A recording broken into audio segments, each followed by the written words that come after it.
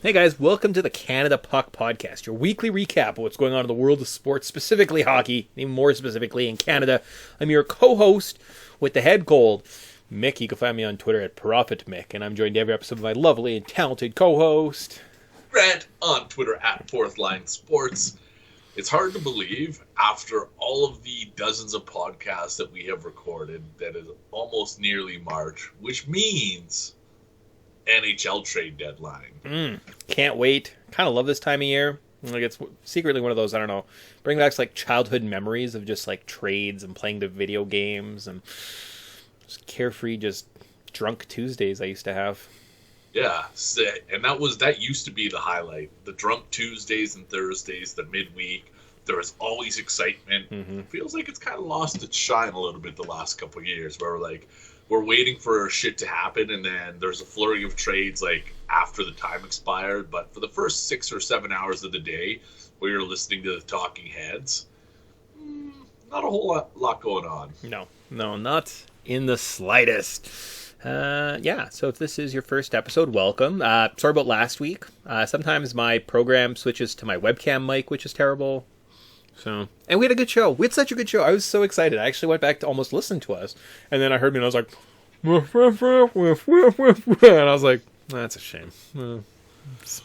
Was that the YouTube one? I think the audio on the actual podcast was okay. Yeah, it was just like the YouTube video that I made. I was like, that's too bad. And, like, there's just no way I can go back and fix that. Like, you sounded like a Charlie Brown parent. It'd be funnier actually if you dubbed yourself. That would be like summarize your thoughts. Yeah. Pay a different ethnicity person to do it. So that would be good. It would take too much time, and I don't save my audio files. Oh, I guess actually I send them to you, so I could have. I don't know if it would have worked. Too much work. It's just one of those just chalk that one up as a loss. So, but I double checked today. I will double check next week. Week after that, no promises. So, this is your first show. We're running through some headlines. We're just going to talk about teams, mostly Canadian teams, what they're looking at. Maybe touch on some of the other big trades that have happened in the last week. Kind of where we see projections going, what the standings look like coming to this last week. Because guess what? Friday is the trade deadline. So that means next Saturday, we're doing a recap show. So. Oh, shit, actually. I think I'm in a curling bonspiel next weekend. Cool. So maybe we'll have to do it Sunday? I don't know. That works. Yeah, perfect. Yeah, that works. Curling, Grant is the most Canadian person. So, cool.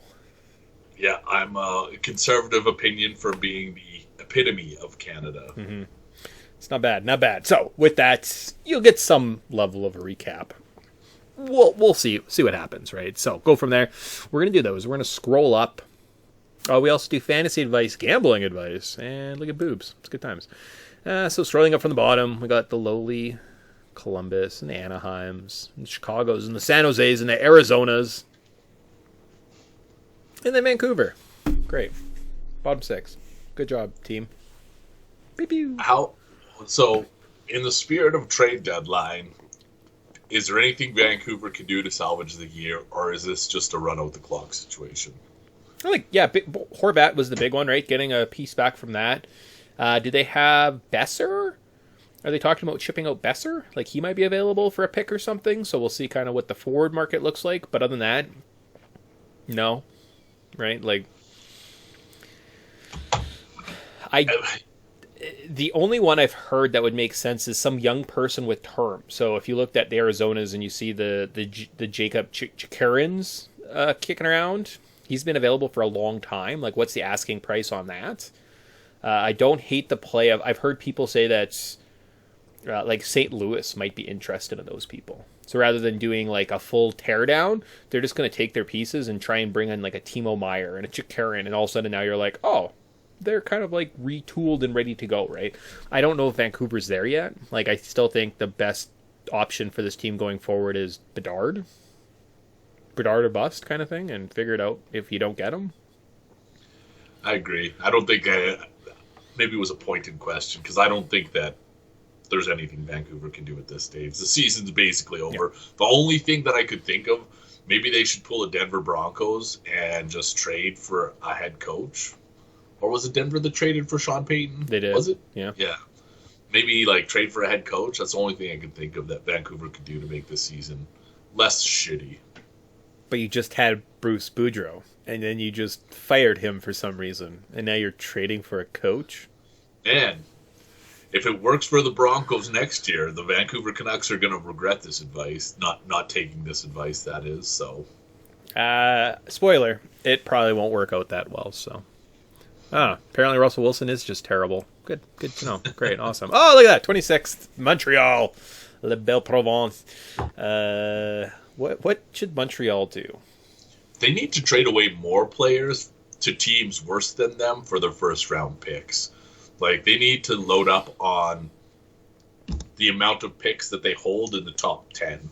So if there's any player you can trade away for like a bottom 10, or even better, bottom 5 team, trade them, get their first round pick, and then if nothing else, if you don't get the first overall pick, maybe you're just 2 picks and like 3 prospects away from acquiring the first overall selection.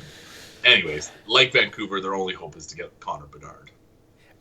And like, it does kind of seem like Bedard seems like a special talent, and it does kind of get to one of these years where some of these bottom teams, like, what do you do? Like, earlier this week I heard that there's talks of Arizona stripping down the franchise and restarting. That's where the franchise in with the Coyotes is sitting right now. And I'm like, they don't have a lot of quality pieces to begin with.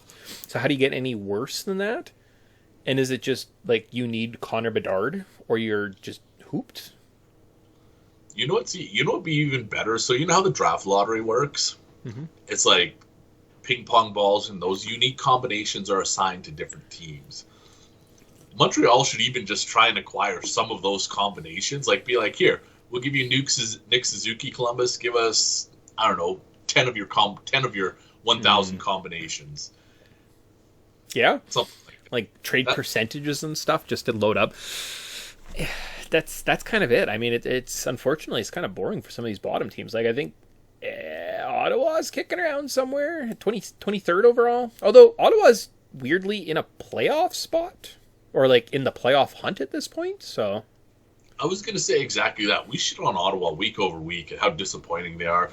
They're above 500 and 6 point outs out of a wild card spot. Mm-hmm. This, like, they're a New Jersey 13-game winning streak away from being comfortably in the playoffs. Yeah. I was looking at it last night because I was kind of just scrolling through. I'm so used to our standard of, like, looking at the bottom, and, like, the bottom 10 teams suck. We make fun of. The discrepancy isn't there, right? Like, there's so many high-end teams that middle of the pack is 20 teams or something, and Ottawa's right there. So, yeah, they are buyers, potentially, right? If they were making moves for a Chikurin, that's now the 4th time I've mentioned that through 3 teams. Good job, me, right? I would think that would probably, like, you're already all in. Why not go a little further, right? They built this team in the offseason with the expectation to compete. They have all the young pieces. They have all the building blocks. You're right. Now it's just like, can we secure an X factor to push us over the edge? Maybe, make the playoffs, maybe steal a series, best case scenario too. But if nothing else, just get those young players seasoned in postseason, in the playoff games. Yeah, like I don't know exactly what they need, but looking at if they still own their first round pick this year, that's a lottery pick at this point, right? Like, that could be Connor Bedard looking at you. Like, what's that worth for some of these other bottom end teams? I don't know. So we keep talking about Connor Bedard. We'll get up the standing shortly. Do you think that we're going to have a cold envelope moment? Because it's kind of felt like, I know that it hasn't been that way, but like Connor McDavid landed in Edmonton. Austin Matthews landed in Toronto. The biggest names seem to attract, or Canadian teams seem to attract the biggest names recently. Well, is this a case where, like, the Montreal Canadiens are assured the top pick? I would say if it was just them, maybe. Like, like conspiracy tinfoil hat, but I don't know, man. Like, Arizona plays in a 3,000 person arena. If you were to put a hot young prospect in a market, like, that's probably what I would do, right? You've got these bigger markets like Chicago. When they're good, they're a big draw. Wouldn't that be good? You've got 2 California teams that Gary Bettman loves sitting right there too. Columbus, the little team that couldn't, like all of a sudden you maybe have a Patrick Laine, you have a Goudreau, you have a Bedard. Is that team all of a sudden now more interested in Frisky? I think you could make a market if we're going to go conspiracy theory. Any of these teams could be there, right?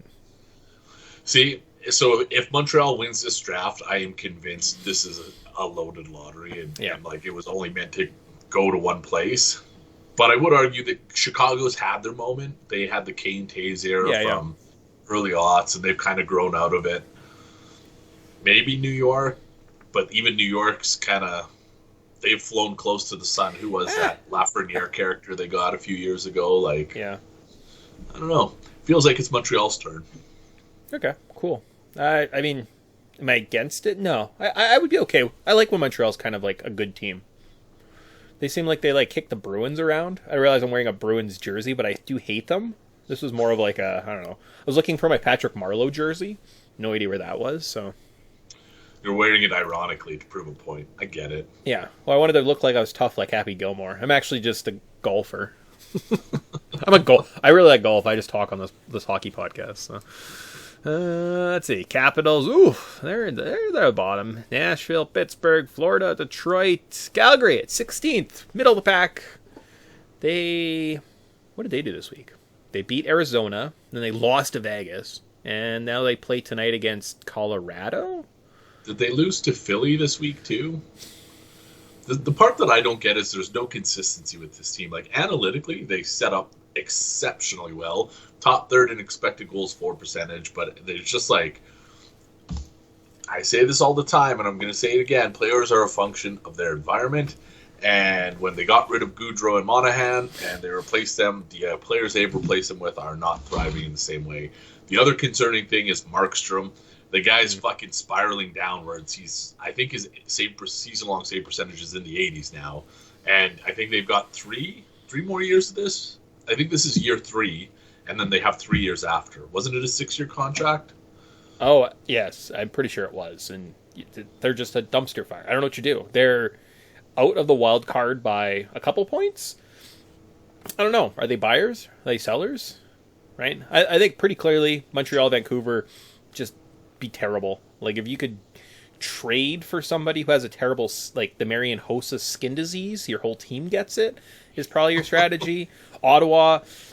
I think at this point you kind of have to go for something like you got to be a buyer on somebody, right? Now Calgary, I think at the same point, like they are almost more imperative than Ottawa, because Ottawa, bright future Senators. I think you could argue like they've got a good core, they've got the pieces. I don't know if the Giroux and the Debercants were the exact right calls yet, but they have something. In Calgary, what do you have?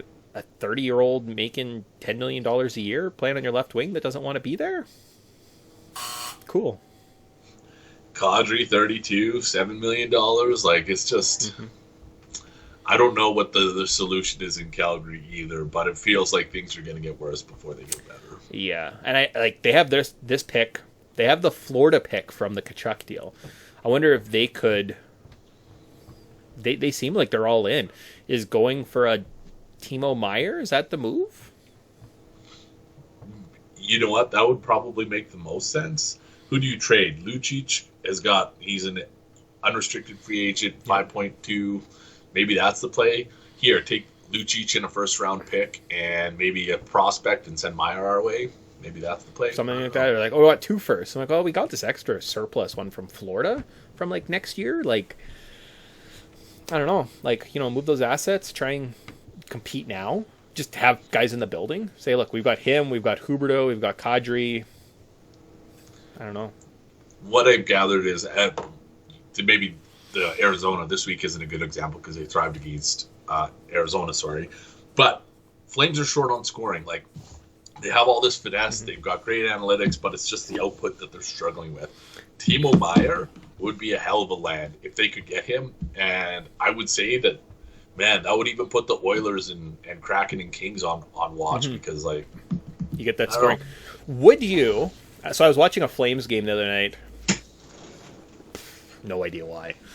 Let's not play that game. And I was looking at Tyler Toffoli. Tyler Toffoli's he's scrappy. He's spunky. I like that. Would you, hypothetical trade? Apparently we're playing this game now. if you're Brad Treliving and you get a phone call from Kyle Dubas and he says, hey, I got this guy, William Nylander. I want Tyler Toffoli in return, as well as I want that one of your defensemen. Let's call it one of your guys still left with term on one of your better deals, like the Hannafin or even like Mackenzie Weegar, who you just brought in. I want one of these guys, right? Nice long term on the D. I want that for William Nylander. Would you take that trade? I was gushing over William Nylander last week, and I would say yes, without question. I would take William Nylander for Tyler Toffoli and whatever defenseman they wanted. It'd be inconsequential because they need that top line, that top line presence that they're kind of missing, that top line skill. No disrespect, Huberdeau, it's not working. Maybe it's a down year, maybe it's a system thing. So, I don't know. Like, would you throw a first in there too? Like, is that William Nylander's status right now? Like, you're getting Toffoli, he's a decent winger with term. I'm getting a defenseman with term. Could I also get like a pick out of this in return for Nylander? I think it would probably depend on the defenseman, but yes, that's 100% within the realm of possibility. Man, you know who's definitely better after that trade? The Toronto Maple Leafs. Like, way better. And the Calgary Flames definitely aren't better. But I'm like, that's just interesting. Like, I had the same thing. I was like, there's no way I would make that deal. But it might be the best move you could make, right? Yeah, I would say that would probably be a win for both teams. Yeah. There's no shortage. The Leafs don't have any shortage. And my rationale is the Leafs have no shortage of skill.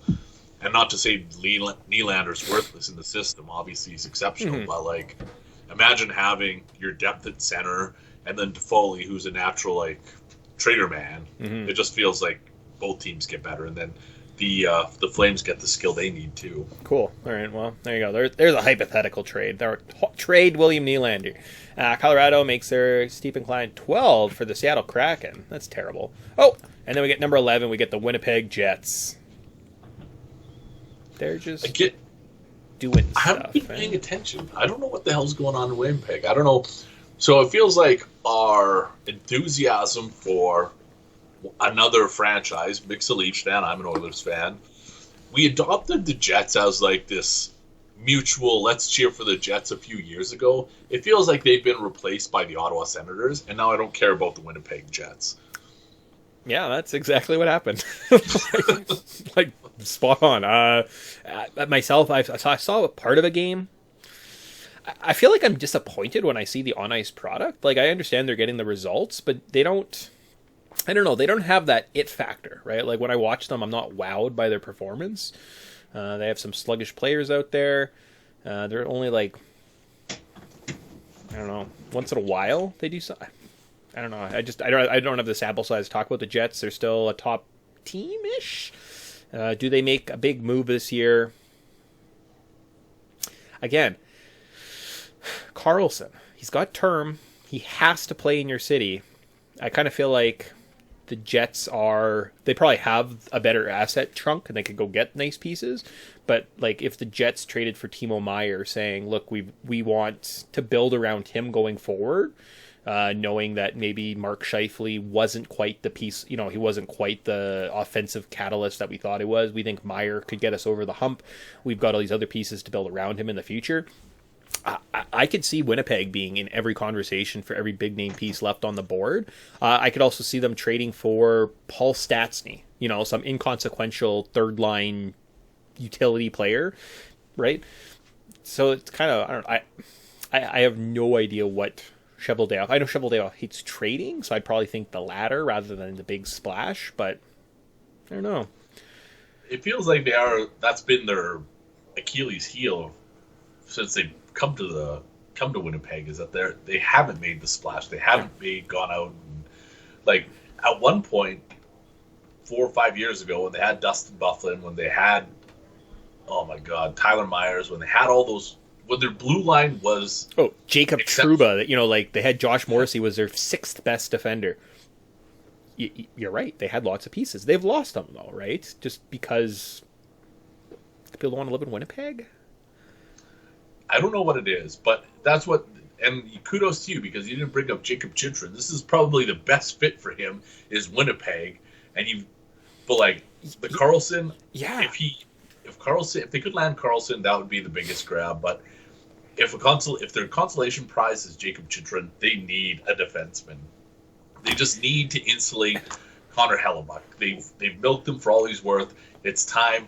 Here, let's take a little off of his plate instead of adding more to it. Well, and if like Shovel Dale's just following like the dirt sheets, right? Like the hot sheets, what's going on? And he sees like Arizona might sell entire team, restart. I would go to Arizona and be like, what do you want for your pieces, right? Like what is Lawson Krause worth? What is I only know 2 Arizona Coyotes. That bit didn't go very far, right? But I would be going to a franchise like that, being like, what do you got? How can we help you, right? Here's our first, Montreal.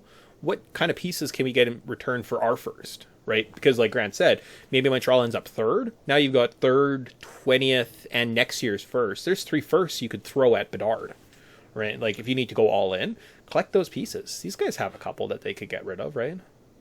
So now that I'm thinking through a trade lens, you know what? The Winnipeg Jets always get shit on for not having enough space in their arena. They're always selling out. I think they're the 2nd smallest arena in the league. What if they traded for Jacob Chitrin and like a row of seats from Arizona? I know the Coyotes aren't using them. Oof, is that a trade that would get approved? Do they really want to give up 25% of their like max capacity seating though? I don't know.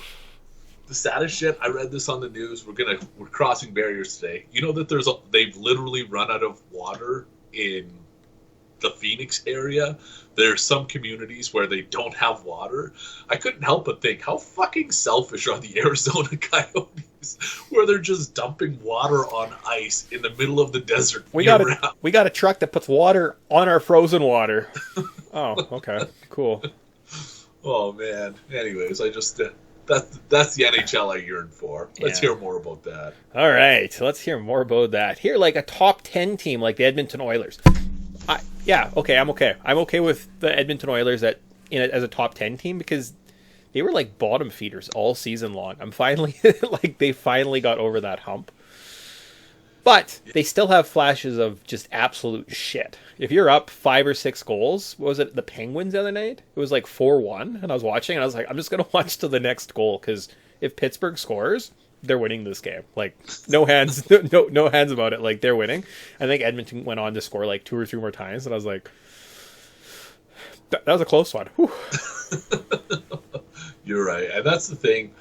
So I was giving the Oilers credit earlier in the year for not falling into their old traps, and that is blowing a lead and losing. But that's what's been holding them back recently.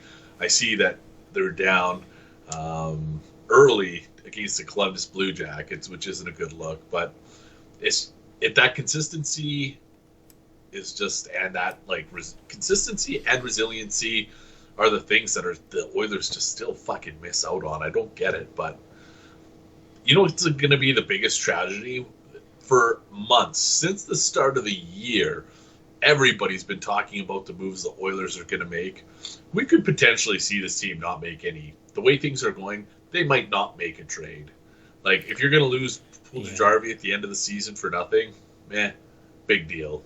Yeah. Like, I just don't know.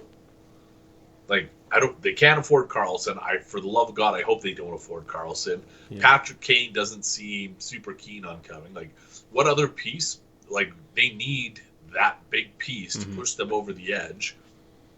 I don't think they're going to get it. And then for months, it's just the biggest cock tease. We're figuring out, oh yeah, the Oilers are this team, and then they're going to make a trade, and they need these players, and then trade deadline passes, and they're still the same team they were back in September. That's what I'm expecting. Well, they could be watching. I don't know if you can check this or where you can check this, but how many pro scouts are in Columbus today for the Oilers, right? What is it, Gaviskov, the defenseman that apparently is going? He's got some term. He's younger. Again, that could be the piece. I don't think NHL trades are who wins today, right? Like we like to say that, like Bill say, like this team wins, that team wins. Hockey probably is like almost a 5-year window.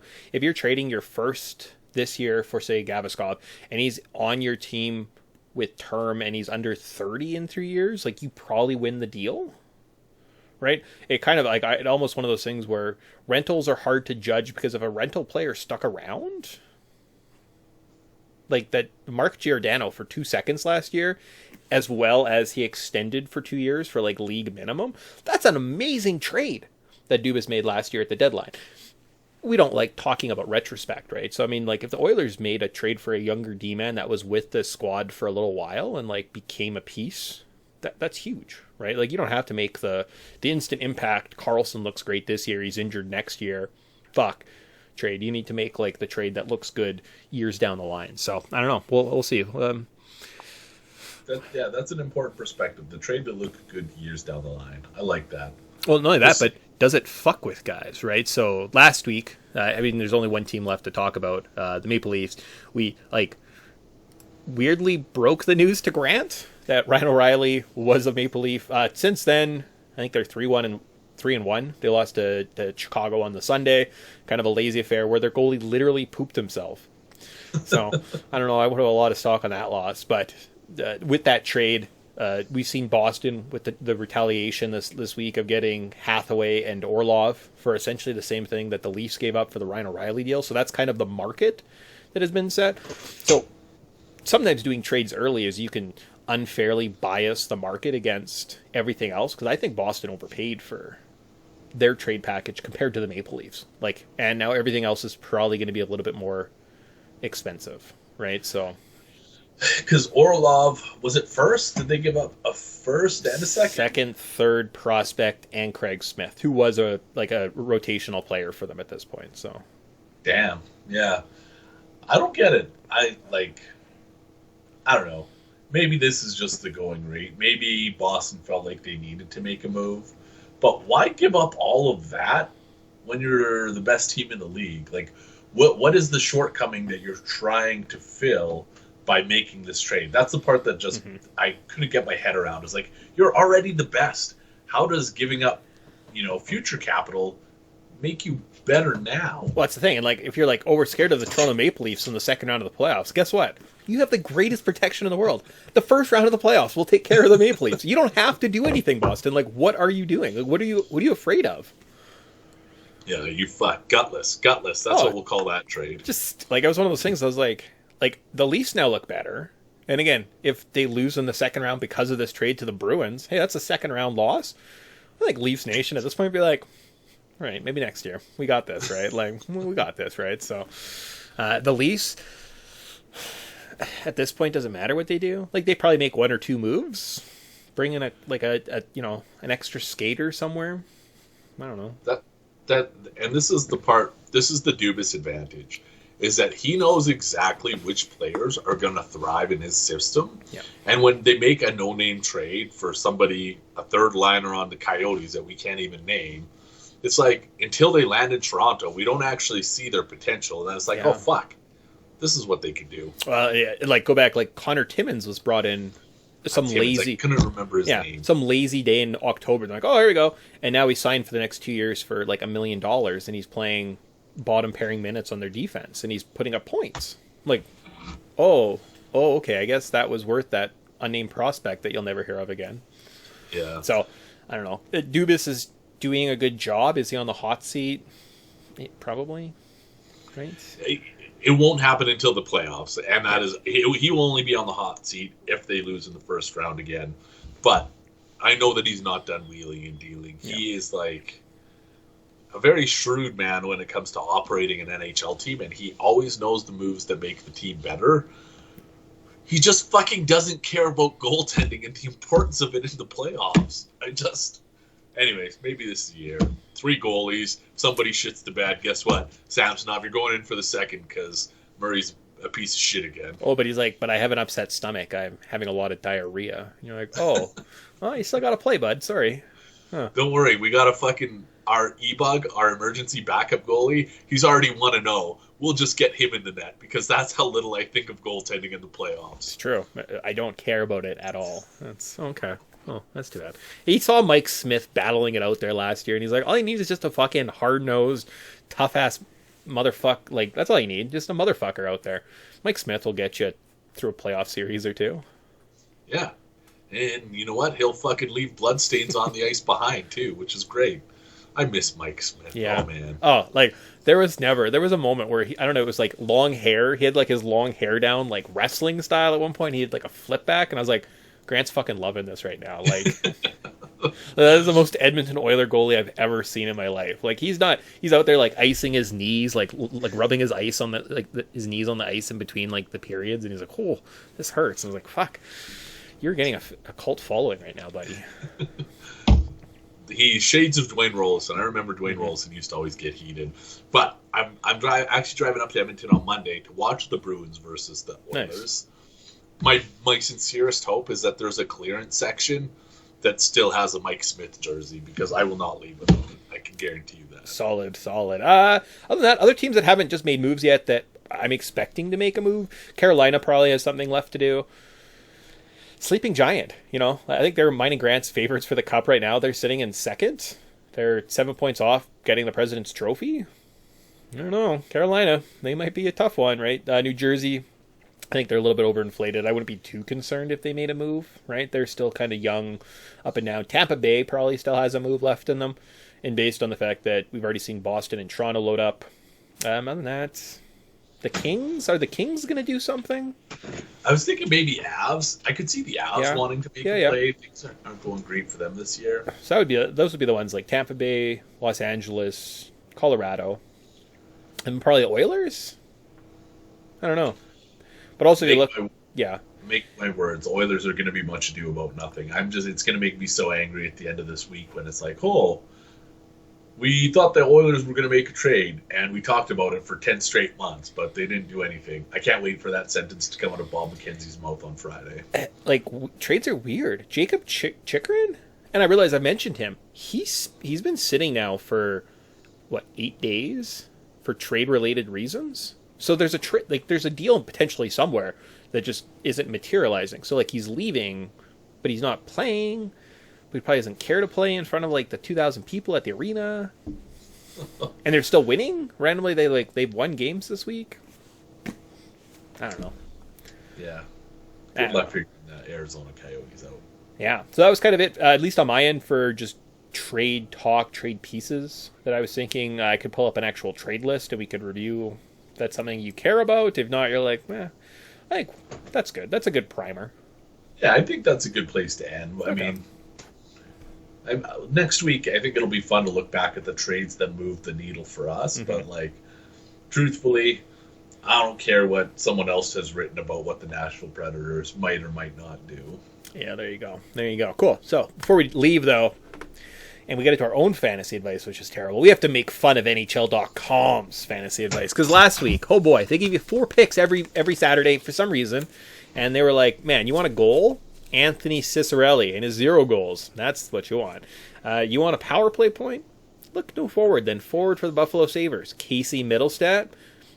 He also had 0 points. Robert Fabry. No power play points. But Anthony Beliveau did have 4 shots on goal. So, okay. Anthony Beauvillier? Oh, Beauvillier. Yeah, that guy. All right. And you're like, again, we have no idea why they pick these. There's no write-up as in, we can only pick 1 player a week. Oh, wait. NHL.com identifies daily hockey players to watch in key statistical categories for DFS contests. Okay, cool. Because goals tonight, you know who you should be looking at? Boston Bruins, Vancouver Canucks, Jake DeBrusk. Cool, man. All right, you want to assist? Man, Colorado's playing Calgary, so you probably want to look at the defensive superstar, Samuel Girard. No? Okay, all right. Power play. This one I don't hate. Player to watch for a point, Logan Couture. Sharks versus Blackhawks. Okay. That makes sense to me. That's actually probably the one good piece of advice they've ever given. I saw that, and I was like, I'm jealous that they picked that, and I didn't. And then players to watch for shots on goal. You want to look at Philadelphia because they love giving up shots on goal. And they're playing New Jersey. You know who gets a lot of shots on goal? Dougie Hamilton. I actually don't mind that pick either. Wow, this is the first time where I was like, okay. All right, cool. I get it. I mean, they've had a couple in the past that weren't the worst thing I ever saw. And I love that with a straight face and confidence in my heart, I pull up my 36 out of 51, 64-point effort of my daily picks from last week. And I'm going to laugh at NHL.com. That guy gets paid. I don't get paid. Guys suck. I'm stupid. I pick guys Hang on. How many points did you get? 64.8. Guess what? You won head-to-head. I'm the smartest man in the world. Oh, God. My 50 point... I had 50.6. Yeah, that's not good. Let's see. What did I screw up? Panarin and Kreider only put up 11.1 points against the Flames. Probably should have done better. I'll take that. Matt Bernier got 20 points for the Seattle, and Tyler Bertuzzi, 12 points was okay. And then Carter Hart, minus 2.4 points against the Canucks. Hurts a little bit. So I had a feeling about the Arizona Coyotes, and they made it close, but not before Karel Vejmelka gave up 5 goals on 14 shots and put up minus 12.8 fantasy points. But Clayton Keller was a good pick, 30.9. Yep. Austin Matthews didn't really live up to the hype. And then nobody else had more than 3.2 points. So. Oh, shit. I changed something, too. Art. Who did I put Ryan O'Reilly because he became available later in that day after the trade, and I was like, man, he's gonna have a big performance one of these games. His hat trick was 3 nights later, so I missed out on that. But I did make a change from the actual show, so not that you could have heard me talk about it anyways. But well, we don't live in the past on the Canada Puck podcast. We live in the here and now. Woo. I said at the start of last week, I wasn't feeling great about my roster. Okay. I feel pretty good about where I'm at. You want to go? You want to lead off, or you want me to take the? Nothing would make me more exciting to tell you about my sweet starting goalie of Mad Sogard. Oh, Ottawa Senators netminder? Mad Sogard playing against the Montreal Canadiens at $7,200. He's the cheapest guy I went with, and I said, sure, why not? Because I needed to go dumpster diving. I have Paul Stastny, as I mentioned earlier. I think I mentioned his name. And then Nesteskov at $3,800 and $3,600 in utility. And you're like, oh man, they're pretty cheap. Josh Manson, he's my other defenseman, $3,600. And then I got Chris Tanev, $4,000. So I'm saving up for something big, and I am. At center, I've got Patrice Bergeron, Boston, Vancouver tonight. I think we might see some ugly things on the ice, so I like to see Boston score some points. He's also going to be with Braden Point at $8,300, Drake Batherson $7,000, and then David Pastrnak is my big point guy at $10,000. So I went a little Bruin stacky. I don't know if I like Braden Point though. Braden Point good? Does he do stuff? Braden Point, every time I pass on Braden Point, I regret it. And then when I put him into the lineup, he's shit. So I passed on him tonight, so maybe that's your cue to be like, you know what, Braden Point is the way to go. Okay. You're not going to like this. The universe is going to show us really what's going on, but I kind of went pseudo Boston stack. But that was complemented with full send on the Ottawa Senators. I couldn't help myself. I was like, Ottawa at Montreal. Montreal only cares about playing the Toronto Maple Leafs. This one's going to get ugly. There's going to be goals scored. Tim Stützle, Brady Tkachuk, welcome aboard. You're and Artem Zub. Yeah. Nice. I saw Artem Zub, and I'm like, do I want a Zub on my team? Yeah, $3,700. You don't not want him. And so the two Bruins that Charlie McAvoy, for me, I was like, man, Charlie McAvoy against the Canucks, that sounds like a dream matchup. This AJ Greer guy, he showed up on my radar because he's fighting and he's climbing the PIMS list. So I was like, AJ Greer plays on the fourth line. I could see anyways, I had to shave dollars somewhere, so I was like, Greer, you're hopping on board. My other sentiment is Thomas Hertl. I got burned by Hertl last week, who put up 0 points. Goose egg. Going back to the well, maybe I'll regret it. And then on the utility spots, goaltenders, Jesper Bratt. Jersey is hosting Philadelphia. Philadelphia doesn't care about defense. And this one is digging deep. I had $3,300 left, which was just enough for Anaheim Ducks forward Sam Carrick. And that is leaves me with a goaltender spot to fill, and that is Aiden Hill, 7,500. I know Dallas is a good team, but Vegas has been playing great, especially at home.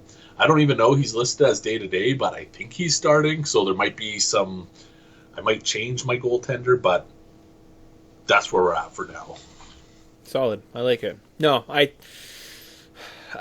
have a pick that I need to change. That's of my gambling picks, but I think we're going to see some points scored tonight. I don't hate that.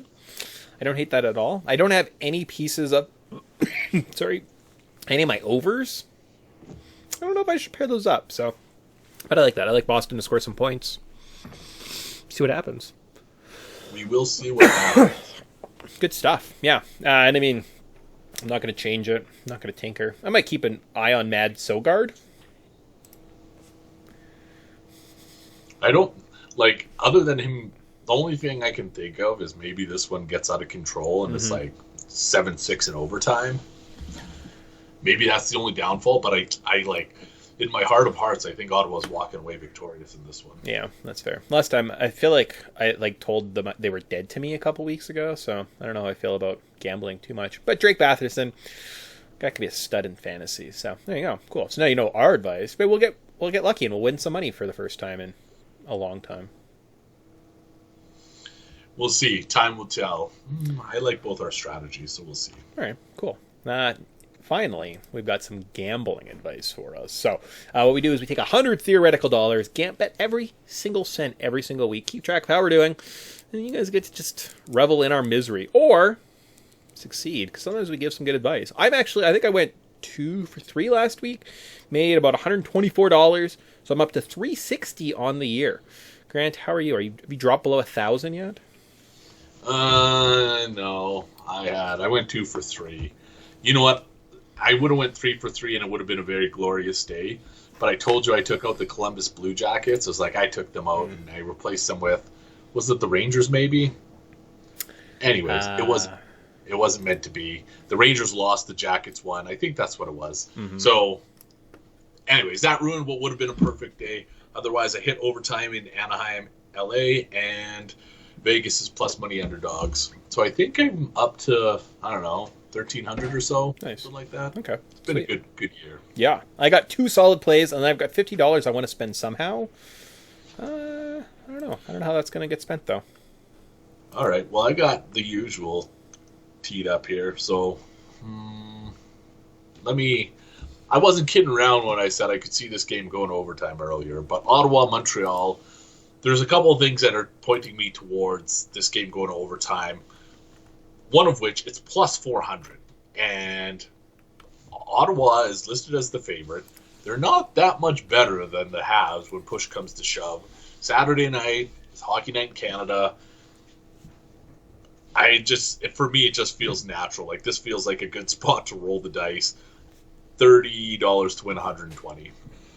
Okay, nice. Yeah, I got 3 plays, each net me, so if I hit one of them, over $100, so I actually make a little bit of a profit. All I gotta do is hit one. I hit 2, I'm laughing. My first play is let's just stick. Grant, start talking about it. Senators, Montreal. I like overtime in this game. I'm gonna take overtime. Hockey Night in Canada. I don't know, it just seems something magical about that. I don't know. So, again, game close. Maybe it's like 7-7 overtime. That sounds exciting. $25 to win $106 will be my first play. Like it. I like what the Vegas Golden Knights are doing. I get that they're hosting the Central Division leading Dallas Stars. Mm-hmm. But Vegas on home ice, minus 120, it feels like we're doing a disservice to the Vegas Golden Knights. We know the analytic success. They've had some actual success, or they're translating that to on-ice success too. So minus 120, $30 to win 25.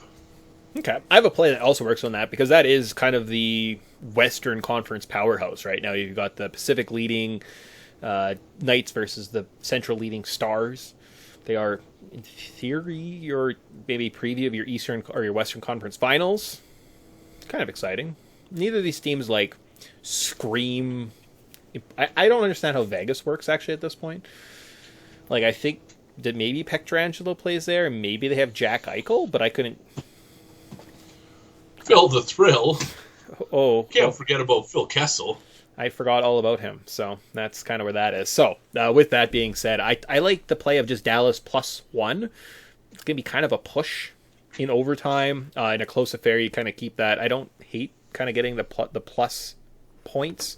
1.5 would be better, but I will take +1 goals. I'm going to parlay that with Boston beating the Vancouver Canucks, which might just be a free pass at this point.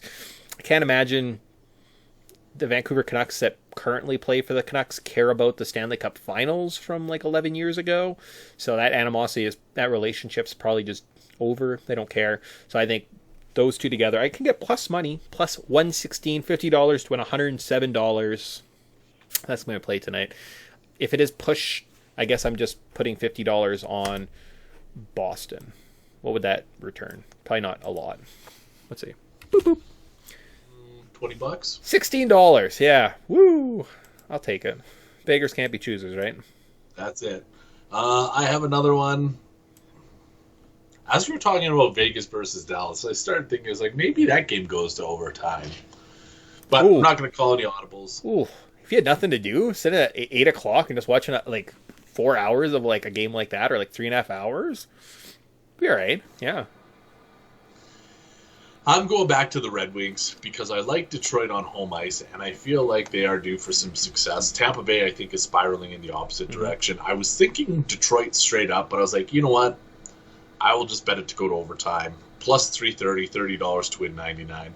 This one feels like a 3-2 Detroit over or Detroit win. Maybe in overtime. I don't know. Maybe I'll regret this. I feel like Detroit's the right side to be on, but I took it in overtime anyways. We had our picks. We were fine. We talked ourselves into spending a lot of our own personal money on the Rangers as underdogs last week against the Flames. Kind of feel like Detroit's one of those teams where I had a parlay. It was like 5 favorites for plus like 700 or something. I was going to bet $50 on that one to try and do some damage. I think all the favorites won last night, like going away, like by 1 or 2 goals. It wasn't close. So I'm like, it's probably not happening tonight. And of that parlay, I think I had Tampa over Detroit. And the reason I went with my Dallas-Boston play was Detroit. I don't like Detroit. They're frisky. They're playing for a playoff spot. I think they have a lot to play for. Tampa Bay at this point, if you miss a game here or there, it doesn't matter. You're probably third, maybe second, right? Like, it's not like they're gunning for a President's Trophy at this point. They're just trying to stay healthy, so I don't hate that play. Now, in saying that, good job, Tampa Bay. Congratulations on your win. So, last play, if you not pulling any punches here, last play, parlay all 3 of those picks together. That is Tampa, Detroit overtime, Ottawa, Montreal overtime, and Vegas to win $10 to win $384.17. All right, so I was definitely writing stuff down. I missed the Montreal Senators overtime. Good pick. Right. When you rattled through that, I was like, that sounds a little familiar. Yeah, I was just like, I'm just gonna pretend like I was clearly writing and like thinking. Cool, awesome. Well, that's nice to know. My last one is I have a 2 over parlay. I think we're gonna see some fireworks in both Calgary, Colorado. Colorado played last night. The Flames are at the end of a bit of a long road trip, right? They've went through some ups and downs here, so going into Colorado, wouldn't be surprised if they put up some, like, they scored 6 goals the other night. They had 5 scored against them the night before, kind of thing. We might see over 6.5, as well as Chicago, San Jose. I don't think anyone on either of those teams are playing for anything outside of trying to get out of those situations. So I wouldn't be surprised if they pull their goalies in the second. We see a lot of fireworks, especially towards the end of the night, something to kind of fun keep your eye on. So I don't know where those games are. There they are, these 2. So like over 6.5 and both of those. Parlay those together, you get for $25 plus 300, so you'd win $123. So again, just trying to hit one of my parlays, 2. Whew. I am laughing. So those are my plays for this evening. Well, best of luck to you, sir. Thank you. We got plays all over the board. We'll see how it all plays out. Yeah, I like that. I like when we feel confident in our knowledge that we can diversify and we're not just doing like 1 or 2 games. So it's working for both of us. Well, we'll see how tonight goes. Yeah. Let's go from there. Cool. On that, let's see. Oilers are losing. That's sad. They probably win, though. Yeah. We will see. But the Canada Puck Podcast would not be the Canada Puck Podcast without our Babe of the Week. I've been focusing a lot of attention in the Northeast, specifically Michigan Wolverines, go blue. They have an outstanding looking women's hockey team. Today we're shining the spotlight on Maria DeCresci. You can find her on Instagram at MDICRESCE3. She fills up the point sheet and she fills up our hearts. Maria DeCresci is the Babe of the Week. Schwing. Schwing. She's adorable, isn't she? Big time. It's not bad. Always doing nice work. That is Grant. I can't open my Instagram in public anymore because of you, so thank you. Let's not discount Maria DeCresci's contributions to the conversation. Not at all. But with that, that kind of wraps us up. A little bit of a quicker show. We're trying to get through that a little quicker. I'm dying of some type of cough. I need a fluid, I think, for my throat. So that's fun. That's good times. Love head colds. Yeah. But maybe we'll be free and clear of those next week when we're back with the post-trade deadline wrap-up show and figuring out where teams are at, what they did, and how they got there. Yeah, it should be good. I'm looking forward to my box of Timbits on Friday, and I'll be hyped on sugar on Saturday or Sunday, depending how long it takes me to eat 57 Timbits or however many you get nowadays. Can't wait. And with that, our sign-off. Party on, Mick. Party on, Grant. See everybody next week. Bye.